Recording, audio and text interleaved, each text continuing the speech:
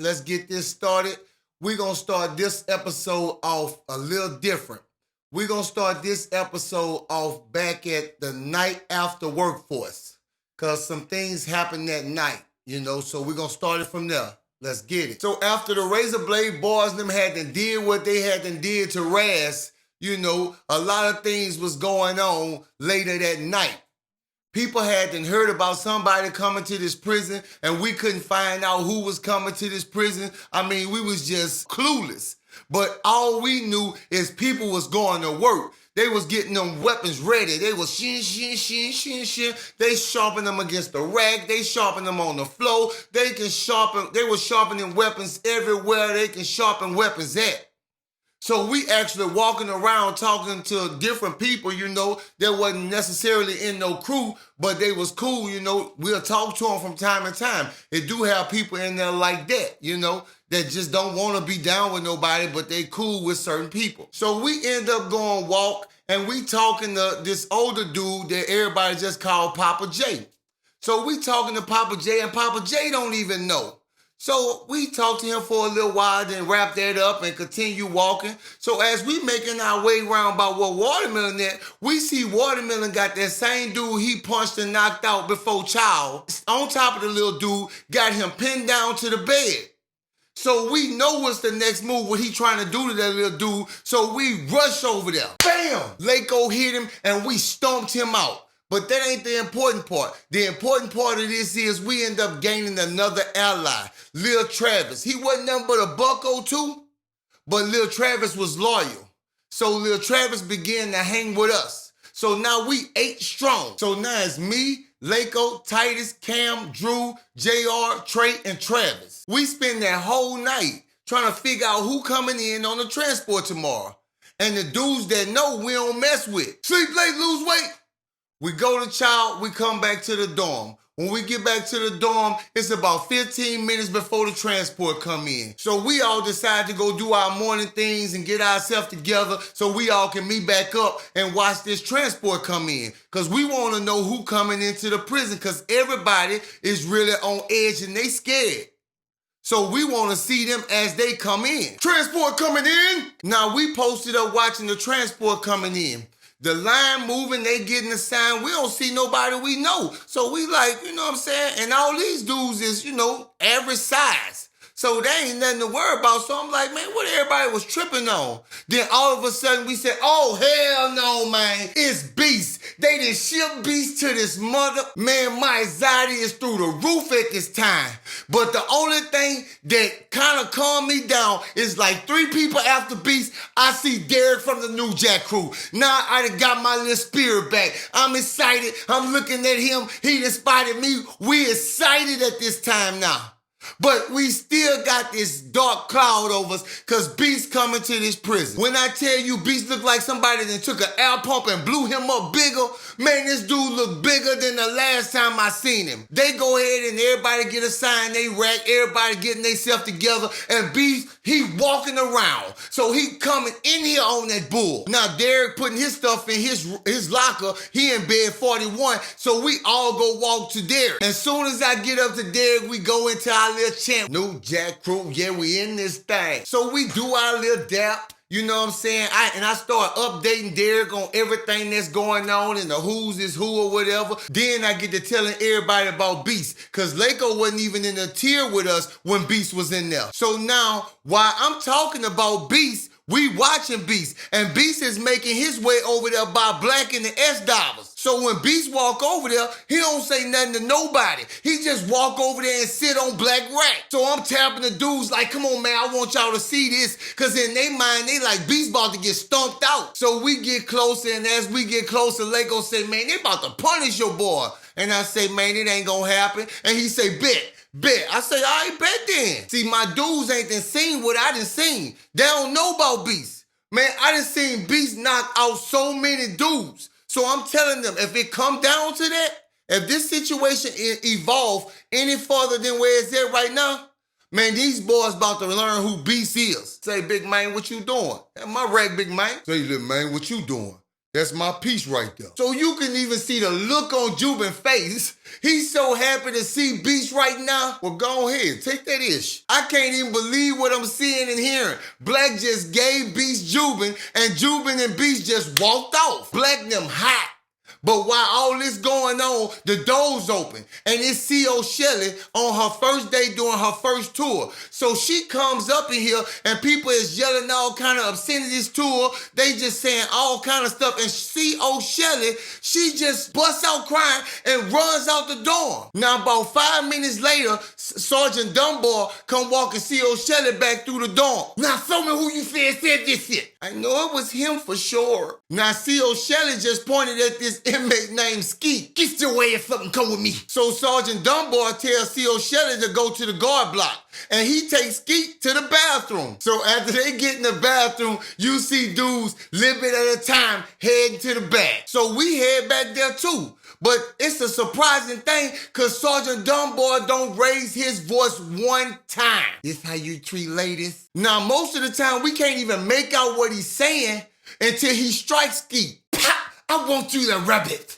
Bam! Take it out and rub it. Man, when I tell you Sergeant Dunbar sounds like a creepy super pervert, grip it harder. Bam! Bam! Boom! Boom! Boom! Boom! Boom! It sounds like Sergeant Dunbar had them blanked out in there because all you heard was Skeet. I'm doing it! I'm doing it! Now go ahead and turn yourself around. Please, sir. Please what? Huh? Bam! Bam! Bam! Bam! Bam! Bam! Bam! Bam! Man, Sergeant Dunbar is zipping this dude up in here.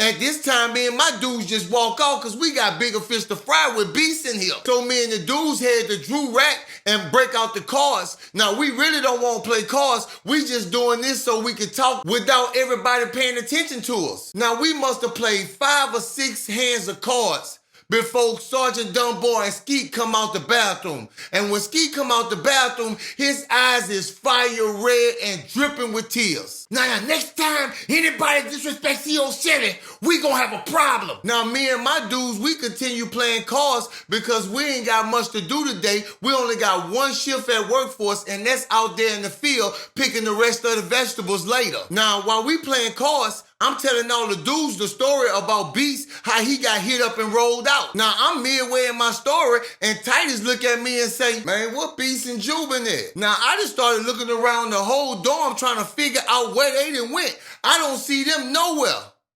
So after I look around for a while, I just shrug it off, and we continue playing cards. So in the middle of us back playing cards, all you hear is crunch time, crunch time, crunch time, crunch time, crunch time, crunch time, crunch time, crunch time. Black and 7 of his boys they call crunch time on Beast. Now they don't know what they done got theyself into, but Beast right there and he don't know nothing about crunch time, but he looking at them like they stupid. But he's still just standing there. So Jubin get to explain the beef what crunch time is, and Beast just laugh. Now this part I'm about to tell you, if I'm lying, may God take the breath from my body. So Black letting all his dogs go first. So he let the first diver get up in there with Beast. Boom! He out cold. Boom! He out cold. Boom! He out cold. Beast let him hit him. Boom, boom, he out cold. That's 4 people Beast and just knocked out cold. Now the whole prison looking at this while Beast doing this. So you can tell he putting fear in almost everybody in here. Dining them over there, the Razor Blade boys, the D-Swar, everybody in here watching. We watching. Man, at this time, the prison so loud you can't even hear yourself. So Beast tell him send 2 more up in here. So when the other 2 get up in there, they try to go to 2 different sides on Beast. Now they walking around Beast looking at each other like they gonna give each other the eye when they want to attack or something like that. So they run on Beast. Now Beast look like he enjoying the hell out of this because he don't punch for a while. He just let them punch. Then all of a sudden Beast just turn around with a backhand lick, knocks him off his feet, stone cold out. So now I turn around to all my dudes and say, I want my money for real. Now this the important part here. So Beast in there with the last one. Knocked him out cold. So now it's time for Black and the other one to come in because Beast doing 2 at a time. Come on, it's time for your scare ass. Nah, you good. What? I thought I seen all the looks that Beast had. But Beast looked at Black like he was disgusted and walked outside the circle, From now on, I can have anything I want. Beast run this. At least that's what it looked like to me. And he slammed Black on his neck. And everybody in there just like, man. When all that shit was over and Beast was walking off, I kid you not, he looks dead in my eyes and say, the fuck you doing here? And walks the fuck off. I swear, all the way up to the time we went to Workforce, everybody was in there talking about Beast, what he did and how he took over the diving crew. Line up for Workforce. When I tell you these dudes couldn't get in the line fast enough, they can't wait to go to Workforce to get away from Beast. Because you know Beast got to wait his 15 to 20 days before he can even join the Workforce. So we heading out to Workforce, and as we leaving out for Workforce, Rodney coming back into the dorm. Now, when we get out to the field, because it's harvest time, it's a lot of different things to pick, but we all in close quarters. You got snap peas, cucumbers, tomatoes, onions, peppers, and the work day ain't gonna end until we pick it all, because the weather's starting to change. So now we got 375 inmates from different dorms out here in the field picking. So we all doing our thing, picking, and we happy to be out here. So after about 2 hours of picking, everybody started slowing down and playing. Now it got this inmate named Quincy. And he loved to joke, so he joking with everybody, and he runs up behind a dude named No-No and pull his pants down. Now, a bunch of inmates that's in the field, they looking at No-No, pointing at him and cracking jokes on him. No, that boy small. That boy got a termite, little mushroom. Babies come out bigger than that. That boy shaped like a helmet. Somebody done traded your stick for a thumb. Every girl he had cheated on him. Better not lose your tongue. You need more fiber in your diet. I mean, they going in. Now Quincy the worst one of them all, because he right in No-No face just laughing. So now we all got some kind of tool, and No-No working with a claw. Now when he hit Quincy with it, we all just stand there for a minute saying nothing or making no moves at all. Quincy just takes off running with the claw still stuck in his head, just running and screaming and hollering all over the place. Now, No-No must have been real satisfied with what he did, because all this dude do is get on his knees, then lay on his stomach and put his hand behind his head until the guards come. Now, this how ignorant they is. As the guards taking No-No away, all you hear is the same dudes that was joking on him say, man, that boy No-No a gangster. That boy No-No with it. Get back to work. Now, remember I said once before, when the inmates see something like this, it's like it hypes them up, give them some kind of burst of energy, and blood just start running hot. Now, we all got M carriers. That's the baskets we put everything we picking in. So Marcus over there picking, and a dude named Rejon knocked Marcus' basket over. Now pick this up. Boy, you crazy, I ain't picking nothing up. Boom, boom. All right, bam, bam, bam, bam, bam, bam. What? Bam, bam. Now these dudes getting it in. Now Rejon got a brother that's in here.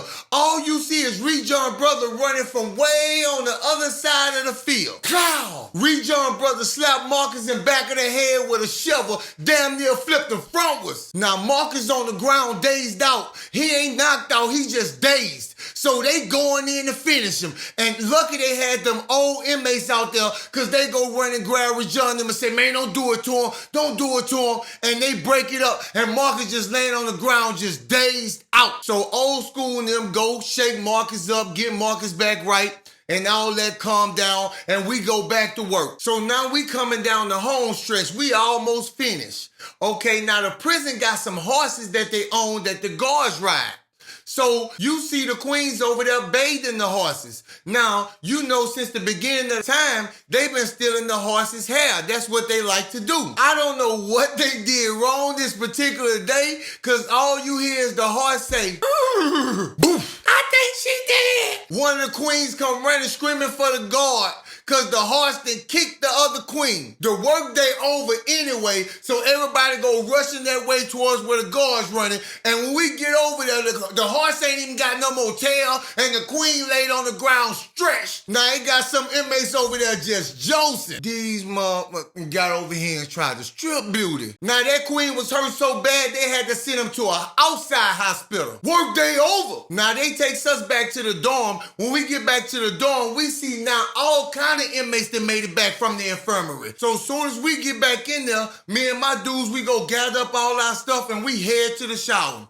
We hop in the shower, we get out the shower, and we go back to Drew rack. Now, about 4 racks down from Drew, got some new inmates, and T-Mo down there talking to him. Yeah, man, how it work up in here, you know, you gotta be down with a crew. You got your choice to pick what you want to pick, but, you know, we advise you to get with the crew that's the strongest, and we the strongest crew. But you know what we gonna do? We gonna give y'all a couple days on us to think about it. Man, y'all better get on with all that nonsense. Man, I stand on my own too, boy. Now, one of the new inmates got some nuts, because he just told T-Mo how it really going down. Yeah, that's how you really feel, dude? So T-Mo just says that, and then he walks off.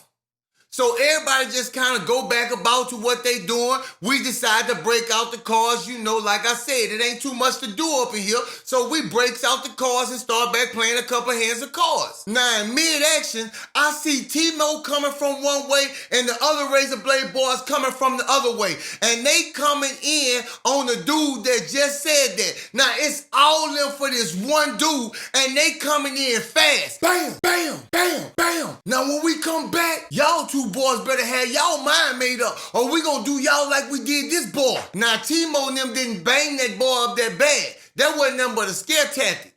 But that ain't even important. What's important, this was the day that our crew ran across on T-Mo. So without talking to none of us, Titus gets up and goes over there to them two dudes and start running with them trying to recruit them. And he actually recruits them. But he didn't talk to none of us to see if we wanted to take that chance. He took it upon himself. And you know what one crew member do? Everybody in the crew get blamed for it. Now, even though Quell and Maine is now a part of our crew, T-Mo ain't waste no time because T-Mo was watching it. T-Mo headed down our way. So it's like that for real, G? For real? Now, at this time, I'm pissed off at Titus. But the crew is the crew, and if I say anything other than that, we gonna look weak. So I just, off top of my head, said something. It is what it is, T-Mo. Oh, okay. Boy, you a mark, boy. Okay. And just like that, this was the day the terror started.